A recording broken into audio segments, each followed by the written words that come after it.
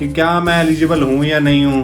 देखो एक चीज माइंड में रखना, ईएमआई अमाउंट से लोन अमाउंट कैसे निकलेगा, और 30,000 की ऑलरेडी उसकी रनिंग ईएमआई चल रही है। जितना अमाउंट आपका आता है वो आपकी लोन की एलिजिबिलिटी है, कि जरूरी नहीं है फ्रेश एलिजिबिलिटी नहीं है तो केस नहीं होगा।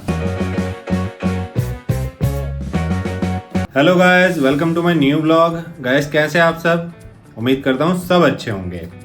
गाइस अभी ना मेरे पास बहुत लोगों के मैसेज आ रहे थे, जैसे मैं जो काम करता हूँ पर्सनल लोन का करता हूँ, तो कुछ लोग पूछ रहे थे कि एलिजिबिलिटी कैसे निकालते हैं, कि क्या मैं एलिजिबल हूँ या नहीं हूँ। तो मुझे लगा इसके ऊपर एक वीडियो ही बना लेते हैं, जिससे क्या है कि लोगों को इन्फॉर्मेशन भी मिल जाएगी और वो अपने पर्सनल लोन की एलिजिबिलिटी भी निकाल लेंगे। अब देखो एलिजिबिलिटी का मतलब क्या है कि मेरी सैलरी इतनी है और मेरी इतनी ईएमआई रनिंग में है या इतने कार्ड चल रहे हैं तो मैं कितने लोन के लिए एलिजिबल हूँ। ये सिंपल सी एलिजिबिलिटी हो गई।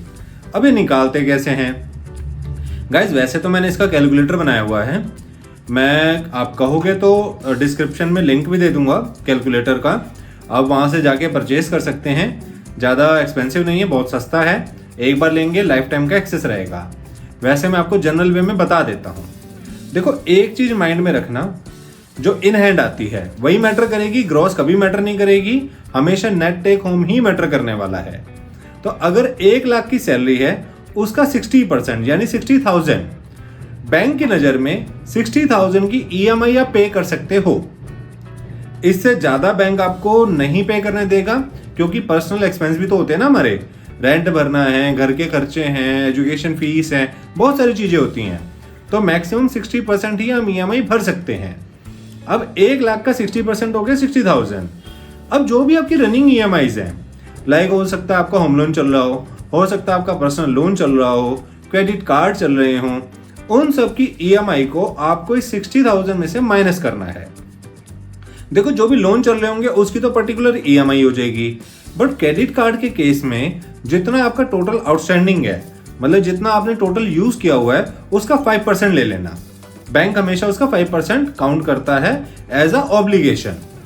एक एग्जांपल दे देता हूं, मान लो आपका 5 लाख का कार्ड है, उसमें से आपने 2 लाख रुपए यूज कर रखे हैं, तो इस केस में आपकी जो ऑब्लिगेशन कार्ड पे पकड़ी जाएगी वो 10,000 होगी, क्योंकि 2 लाख का 5% यानी 10,000। ठीक है, यहां तक क्लियर? अब 60,000 में से आपकी जितनी भी रनिंग ईएमआईज हैं, एक एग्जांपल ले लेते हैं, आपका एक होम लोन चल रहा है जिसकी 20,000 की ईएमआई है, आपके 2 लाख के कार्ड हैं जिसका 10,000 पकड़ लेंगे, तो 20,000 प्लस 10,000 कितना हो गया? 30,000। इस 60,000 में से 30,000 माइनस हो जाएगा, बचा कितना? 30,000।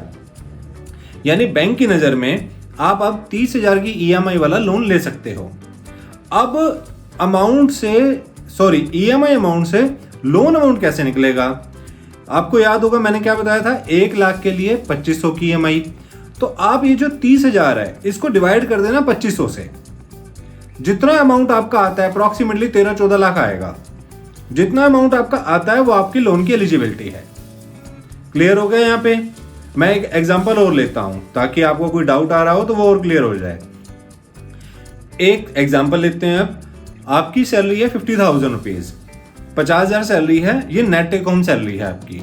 अब 50,000 का 60% लेंगे पहले, तो हम कितना हो गया? 30,000, यानी 30,000 की आप ईएमआई भर सकते हो।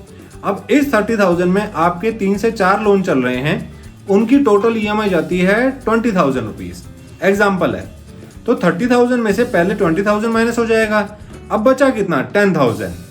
10,000 की ईएमआई आप पे कर सकते हो। अब 10,000 पे लोन कितना मिलेगा?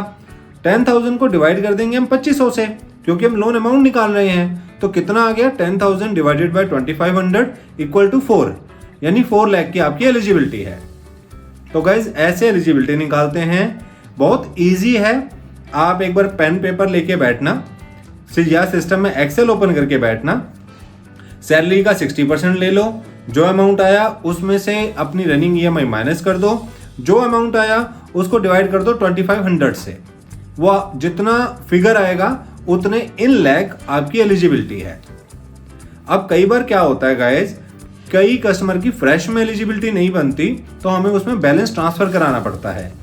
ये क्या होता है, एक आइडिया दे देता हूँ, कंफ्यूज ना हो ताकि आप।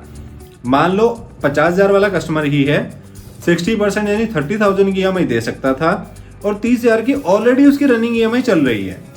तो इस केस में क्या हुआ, 30,000 में से 30,000 का जीरो हो गया, एलिजिबिलिटी तो जीरो हो गई। लेकिन ऐसे केसेस में जो रनिंग EMIs है वो हमें चेक करना होता है, क्या हम उसको ट्रांसफर करके हम क्या फ्रेश फंड कस्टमर को दे सकते हैं या नहीं। ये आप बिल्कुल अभी मत समझना, ये जस्ट एक एग्जांपल दिया आपको कि जरूरी नहीं है फ्रेश एलिजिबिलिटी नहीं है तो केस नहीं होगा। बैलेंस ट्रांसफर वाले भी केस होते हैं। अगर आपका बैलेंस ट्रांसफर है तो आप कमेंट कर देना, लोन कमेंट कर देना कि लोन रिक्वायर्ड। मेरी टीम आपको जरूर कनेक्ट कर लेगी, आपकी रिक्वायरमेंट समझ लेगी, क्या क्या लोन रनिंग में है, एलिजिबल हो या नहीं है, आपको पूरा क्लियर कर देगी। उसमें आप बिल्कुल डाउट नहीं होगा। कोई भी हम जो असिस्टेंस देते हैं कोई भी चार्जेबल नहीं होता गाइस, फ्री ऑफ कॉस्ट होता है। कोई सिंगल रुपये का चार्ज नहीं लेते हम, हमें जो भी मिलना होता है बैंक की साइड से मिल जाता है। तो ये ऐसे लोन एलिजिबिलिटी चेक होती है गाइस। उम्मीद करता हूँ आपको समझ आ गया होगा, कोई डाउट नहीं रहा होगा। अगर डाउट रहा हो तो कमेंट डाउट भी करना, मैं इस पे एक पूरी एक्सपेंड वीडियो बनाऊंगा जिसमें आपको एक्सेल पे समझाऊंगा। अभी तो जस्ट वर्बल बताया मैंने आपको, प्लस मैं आपको एक एक्सेल पे भी समझाऊंगा कैलकुलेट करके, ताकि आपको इजी टू अंडरस्टैंड हो जाए।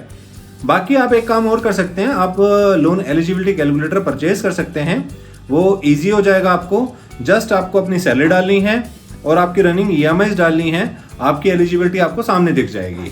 और वो इतना एक्यूरेट है गाइस कि आपका मान लो वहां पे 5,10,000 आया है तो 5 लाख का लोन आपका अप्रूव हो रहा होगा। मतलब प्लस माइनस हल्का सा गैप होगा, ज्यादा नहीं, वो भी ना के बराबर ही गैप होगा, क्योंकि बैंक राउंड ऑफ में देते हैं। कभी भी 5,30,000 का लोन अप्रूव नहीं होता, ये तो 5 लाख होगा या 6 लाख होगा या 5.5 लाख होगा, 5,30,000 नहीं होगा।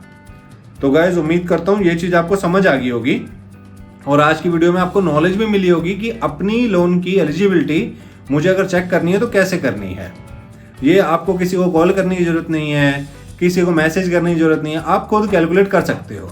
एक लेमन में आपको थोड़ा सा आइडिया लग जाएगा कि इतने लोन की एलिजिबिलिटी मेरी है। क्लियर है आपको? अगर आपको स्टिल इस पे पूरी एक्सपेंड वीडियो चाहिए आप जरूर लिखना डाउट। अगर डाउट के कमेंट मेरे पास ज्यादा आएंगे, मैं इसकी पूरी वीडियो, अच्छी सी वीडियो जिसमें पूरा एक्सप्लेनेशन होगा, जरूर बनाऊंगा। चलो अब मैं आपको कल मिलूंगा न्यू वीडियो में, तब तक के लिए tata bye bye, take care, bye guys.